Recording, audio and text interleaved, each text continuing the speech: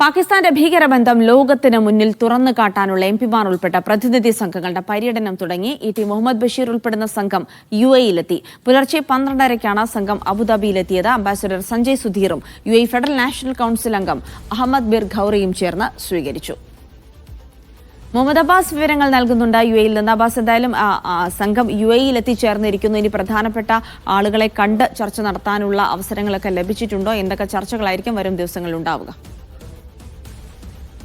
Jilsy, operation സിന്ധുവിന്റെ പശ്ചാത്തലത്തിൽ ഭീകരവാദത്തിനെതിരെയുള്ള ഇന്ത്യയുടെ നിലപാട് വിദേശ രാജ്യങ്ങളുമായി പങ്കുവെക്കുന്നതിനുള്ള പ്രതിനിധി സംഘമാണ് ആദ്യത്തെ സംഘമാണ്. മൊത്തത്തിൽ 7 സംഘമാണ് ഇന്ത്യ രൂപീകരിച്ചിരുന്നത്. ഇതിന്റെ ആദ്യത്തെ സംഘമാണ് ഇന്ന് പുലർച്ചെ UAE-യിൽ വിമാനം ഇറങ്ങിയത്. ഇവിടുന്ന് ഇന്ത്യൻ അംബാസഡർ സഞ്ജയ് സുധീറും അതുപോലെ UAE-യുടെ പാർലമെന്റ് മെമ്പറായിട്ടുള്ള അഹമ്മദ് ഖൌറിയൊക്കെ ചേർന്ന് അവരെ സ്വീകരിക്കുകയുണ്ടായി.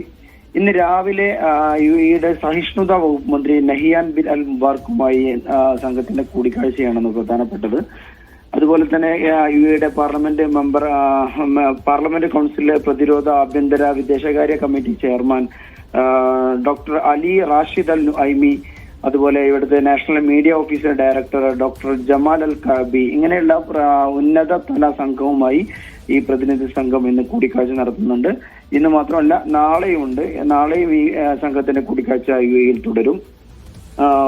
പാർലമെന്റ് അംഗം ശ്രീനാഥ് ഏക്നാഥ് ഷിൻഡെ, ശിവസേന MP കൂടിയായ ശ്രീനാഥ് ഏക്നാഥ് ഷിൻഡെയാണ് ഈ 8 അംഗ സംഘത്തെ ലീഡ് ചെയ്യുന്നത്. നേരത്തെ പറഞ്ഞതുപോലെ തന്നെ ടി ബഷീർ അടക്കമുള്ള സംഘങ്ങൾ ഇവരുടെ ഒപ്പമുണ്ട്.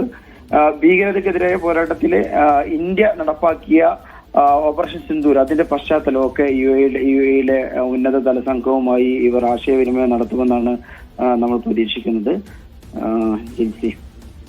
ശരി, മുഹമ്മദ് അബ്ബാസ് ആണ് വിവരങ്ങൾ നൽകിയത്.